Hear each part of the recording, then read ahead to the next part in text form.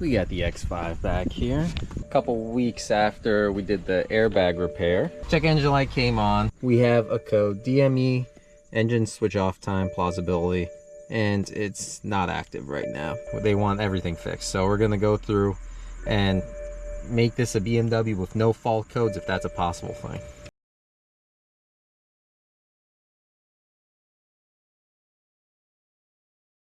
So first thing is this engine plausibility. What the code is saying is that it believes that the engine has cooled down way too fast. It has a programmed amount of time that it's going to check and see what the temperature is. The only possible issue is that something happened when reading the engine temperature. And we can see here that it will turn on our check engine light. Voltage is at 12.3. When I first scanned it, it was at 12.1. So we know our voltage is a little low, and I believe we noted that when the vehicle came in last. So cause of this code is probably the battery voltage getting too low. So first thing I want to do is just run a battery check on this thing. To check the battery, we're going to keep it as simple as possible. We got a breakout box in line. Gonna go across from our chassis ground. I got my meter hook set up. I got it 1 second per division, and we can see our min and max at the bottom there. So I'm gonna crank the engine and we're gonna see what our min falls to, and then we're gonna hit pause. So we're on 2 volts per division. See 2, 4, 6, 8, 10. So yep, that's about right. 9.26 volts about is the lowest. And if that was on, say, a battery tester, on a regular old school battery tester, then yeah, that'd be alarming. That's below your normal threshold of 9.6. But this is a scope, you can capture a lot faster. So 9.1, 9.2 really isn't that alarming. To really test this out, we're gonna want to crank this engine over a couple times. Yeah, it doesn't seem like this battery has any issues starting this engine, so let's keep moving. So could this be a parasitic draw that while the engine sits for a little bit, the battery voltage gets low enough that then it drops below a certain threshold? So we got our charger connected, and we can see, just to keep this thing at 13.8 volts, we're taking 46 amps. So this battery was pretty low on charge. So we're going nice and simple. I'm gonna take a clamp on meter. We're gonna zero this guy, and we can see we're putting in 42 amps there. This is the cable that's getting all the power. We can see 43 amps coming in, and we have 2 amps going out. Do we have any other cables? Where's this guy go?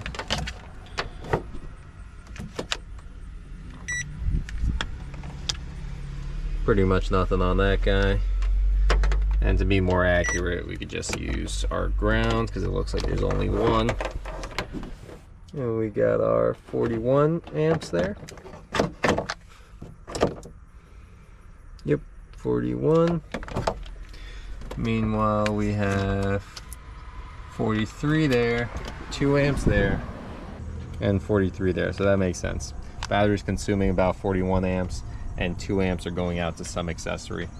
That makes sense because right now I have the key in my pocket, so I'm in pretty close proximity to the vehicle.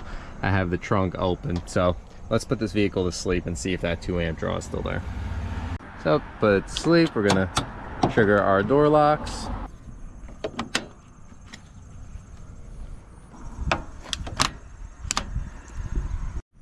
Alright, so the car's been sitting for about 30 or so minutes.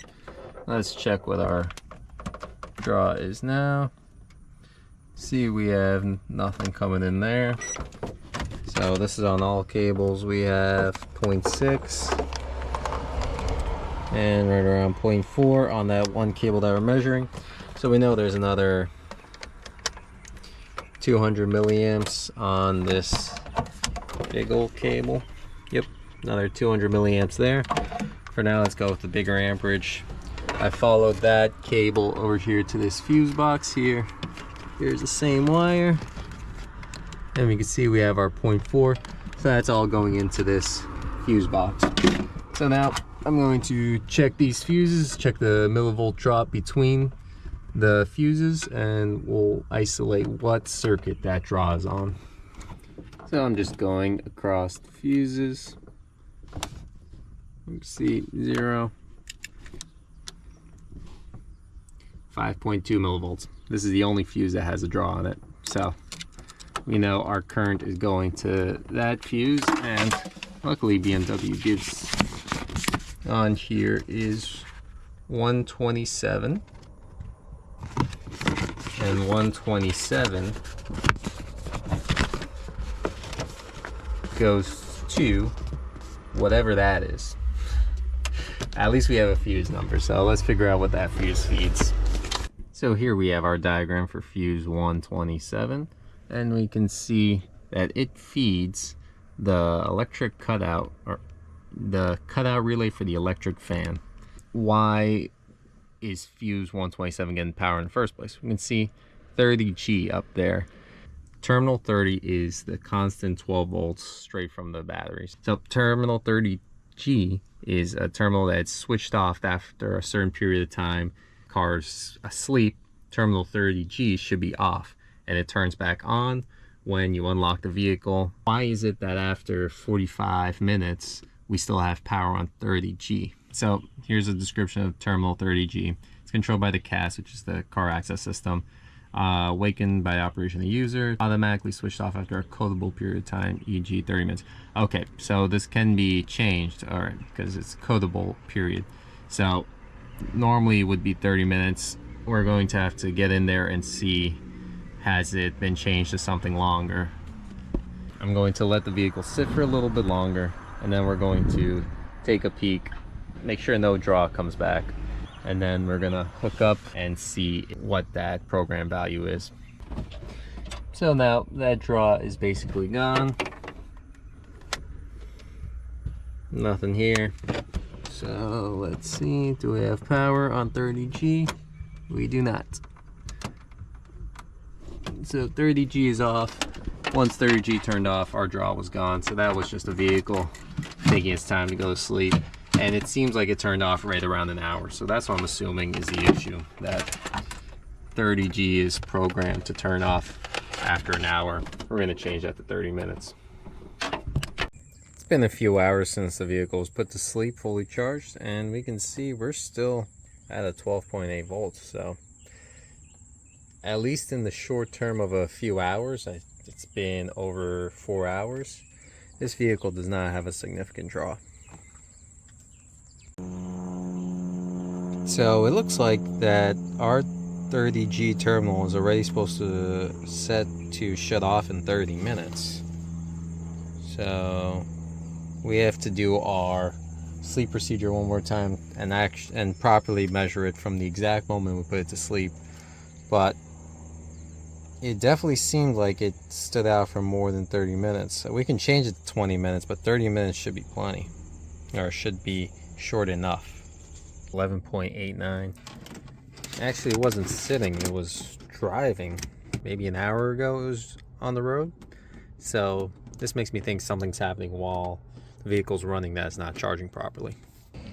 And we can see that plausibility code has come back. In the last 32 cycles, none of the sleep procedures have been over 80 milliamps. So this thing does not have a parasitic draw. So with the vehicle running, we got our 14 volts at the battery. Charger is off, so this is all alternator, and we should have 14 volts here. If not, then we have a voltage drop and we're losing some power across. We got 14.1, about 14.1, so 0.1. So we're still at 14 here, but we are at 70 amps, meaning we have 0.1 volt drop at 70 amps. That's not really much to worry about. So my plan now is to test the reserve capacity of the battery. To test the reserve capacity, we're going to fully charge this battery up, and then we're going to apply consistent load. In the case, I'm going to use the vehicle since we know that it's going to apply about 30 amps, 30 to 40 amps. And we're going to do some math and make sure that the reserve capacity is in spec. So that didn't take long at all. I can pretty much guarantee this battery's junk because all it took was 4.5 amp hours to fully charge it. But now we're gonna shut the charger off and we're gonna monitor the voltage when we have the ignition on. Ignition on, and we're already down to 12.3, 12.4. We're drawing about 32 amps.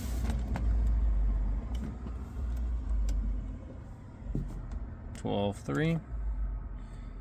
So I'm gonna say give it 10 minutes and I'll check back at it. So it's been 10 minutes. We're still at 30 amps, but our voltage at 12.5. So this is a bad battery. What I'm suspecting is a pretty weak cell based on how fast it dropped to 12.4.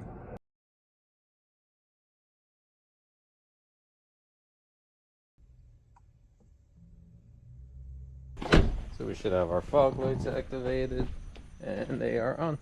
These are LED fog lights though. I believe OE is likely xenon or halogen bulbs. So that's likely our cause, and we'll need to program out or switch to the original bulb. Right, so I'm in the footwell module, and I can see fog light, xenon, and not xenon. They're not xenon, they're not halogen, they're LEDs. So yeah, whatever issue's going on, it's because the LED lights. So let's see if we can program that.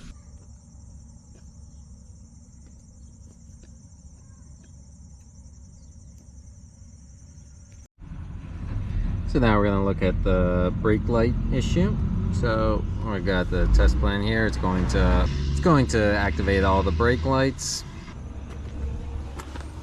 Looks like this guy's out. Alright, so I got my test light hooked up. Sure it's working properly. I have a probe in place, a back probe in place, and I'm just going to command it off. Look, we have power. Cool. So it looks like it's ground side controlled, or else this should be on right now. Yeah, nothing on right now. Might take a peek at. Let's look at the wiring diagram. We have. So we're looking for E81. E81. We're gonna have a brown wire that's gonna be giving it ground. Power on but we had 3 wires going into this guy. What was that third wire? It's blank. Really? Now we gotta take a peek. So power and ground. Could this just be a bad bulb? Well, I think I realized the issue. This guy isn't even connected.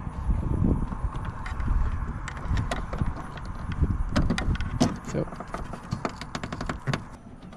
now it's in there. There we go. It's on now. Alright, so now let's move on to the last code that we got. It should be in the AC or the IHK, IHKA. Yep. No message from the condensation sensor, receiver, integrated automatic heating. So no message. I'm assuming this is going to be a smart sensor that is going to be receiving power, ground, and CAN lines or some sort of communication lines.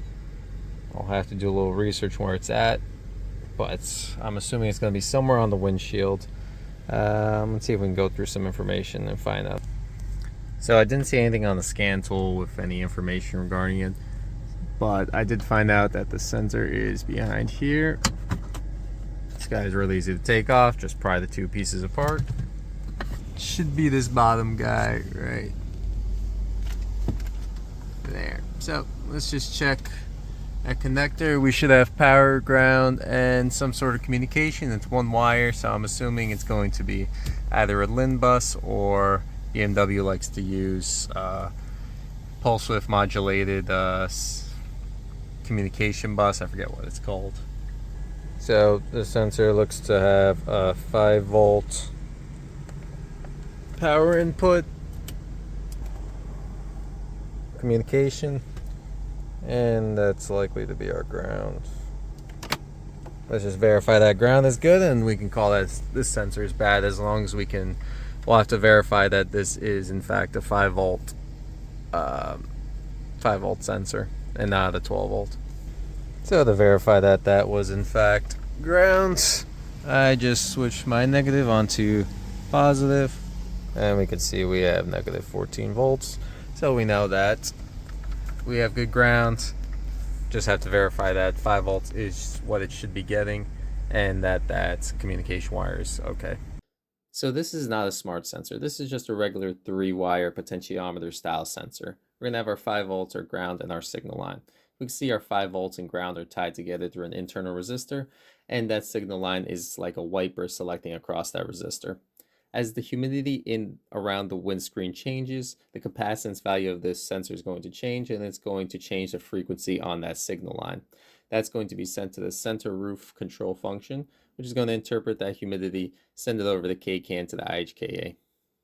Quick and easy way to check that I have good continuity to the roof module, because it's buried somewhere in there, I'm assuming, is I just unplug the sensor. So now I know that this signal is not coming from the sensor itself, it's coming from the roof module, sort of as like a bias voltage, the sensor that will then pull that down, sort of like a GMF sensor. So we got the sensor out. We can see that it does in fact respond. I'm just holding it, and we can see that that frequency is decreasing. So the sensor to a degree works. It likely just doesn't work well enough. The module is probably looking for a bigger change or a more sensitivity, because we can see that our fault code is current. So this is going to need a new condensation sensor. So unsurprisingly, this sensor is well more of $100. Shouldn't expect any less from BMW.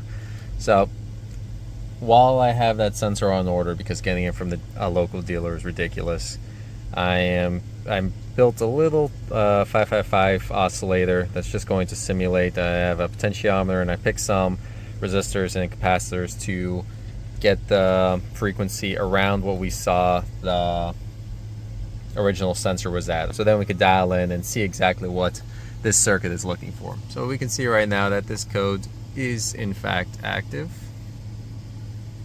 or it has occurred. And fault code, yep, current. And if we clear this code, we can see it comes right back. So let's hook this up and play around with the frequency and see exactly what it's looking for. So this is going to be a little tough for me to do with one hand, because I have to hold this up. I should have grabbed some longer leads, but right now I have it set to 25 hertz. And if I turn the knob, you can see that I can change it all the way to 90 and down to about 8 hertz. Oh, got unplugged. So I'm going to play with that, and I'm going to clear the fault codes and see if it comes back. So I didn't have to try much. This is the first option I tried, around 20 hertz, and fault code. You can see no DTCs. So just to clarify, I should explain this in the beginning, but I didn't build this to replace that sensor at all. This is just because I have to wait for that sensor to come in, and I don't want to delay this video anymore. This is just a proof of concept to show that the sensor in fact is at fault, and that the module can properly read the sensor. It's just the sensor is dropping out messages instead. Not that it would be hard to replicate what that sensor function is for a lot cheaper with some basic electronics, but this is on a customer vehicle. We're going with the original equipment, and as we can see, well, I haven't refreshed since this is now unplugged. That AC code will come back, but we can see now we have a BMW with no fault codes.